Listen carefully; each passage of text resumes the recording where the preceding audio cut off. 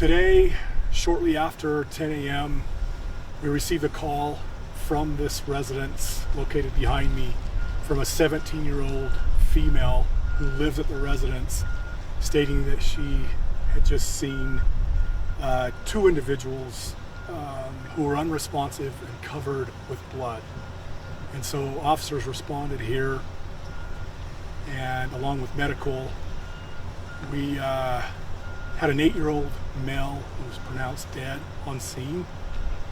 We had a 43-year-old female who was transported via ambulance to a local hospital and then airlifted to Utah Valley Hospital, where she remains and she's in critical condition.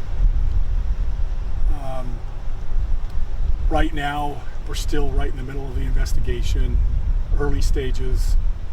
We are processing the scene.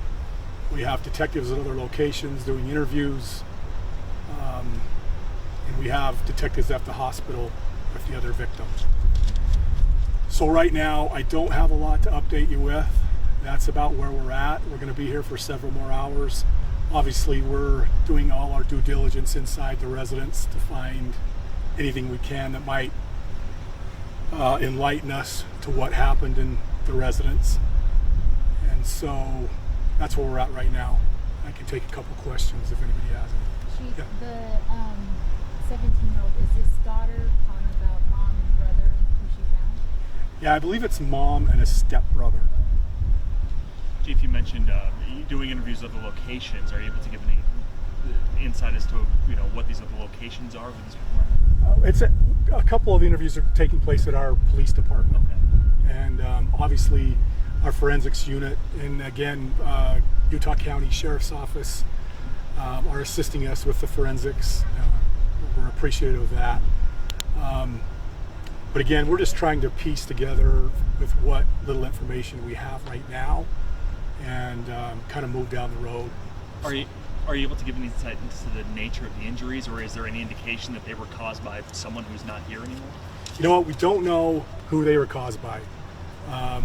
We're keeping all those avenues open, and I'm not really at will right now to tell you what the cause of the injuries are. The investigation's too early on, and no one. Are you looking for a suspect? Everybody's a suspect to us right now until we can get down the road on some things and start piecing it together. But again, I don't want to say anything that's going to give you the wrong, idea about something. Yeah. How many people were inside at the moment of the incident?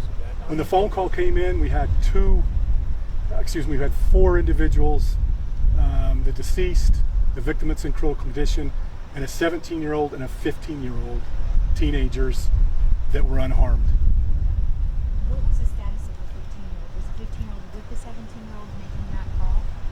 She made the call on her own. She's the one that located her mom and stepbrother.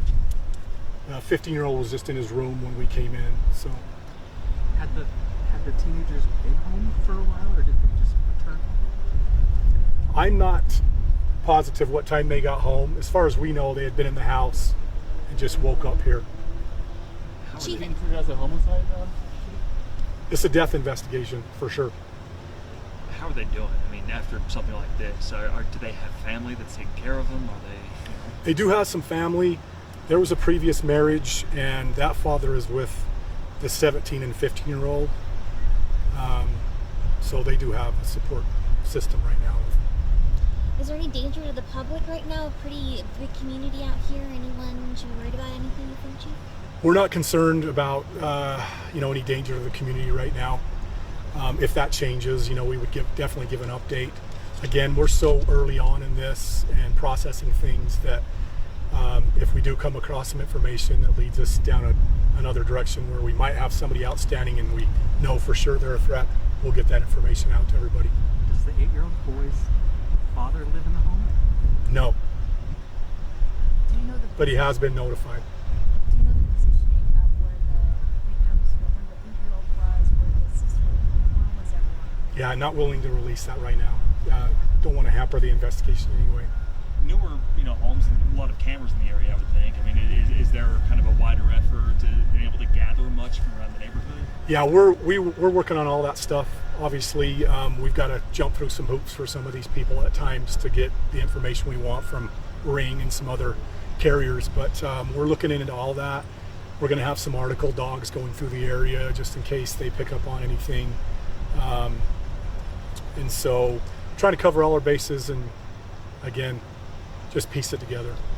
I don't know if off the top of your head you know when something like this would have happened previously in Saratoga Springs. I mean, I feel like thankfully it's not often.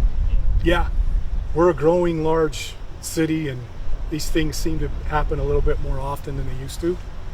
I'm sure if you go back and check your records, you'll see that we've had a couple major incidents like this over the last couple of years. But really, I don't want to comment on that stuff right now. We're focusing on this one, and we're going to do the best we can to try to piece together what happened here today. Chief, any update on the mom's condition right now? Anything else you know? As far as we know, we do have detectives at the hospital too, but as far as we're getting, it's critical condition, extremely critical condition. So, and she's got family at the hospital too that we sent there when they showed up here. So. We saw, when we first arrived, we saw a couple of people here. I think maybe were family members from what they came out to the scene. Left afterwards. We did have, I believe, the ex-husband and his partner, I don't know what their relationship is, show up. And they were helpful and gave us a little bit of information. They were concerned about, it was the father of the 15 and 17-year-old. And so obviously they were concerned. So we let them see their kids, and then they've been with them ever since, and with a couple of our detectives, and we're doing some interviews with them and trying to, again, piece together some information. So 15 and 17-year-old are one dad and 8-year-old is another dad? Yes. So then not stepbrother, half brother to the children. Okay.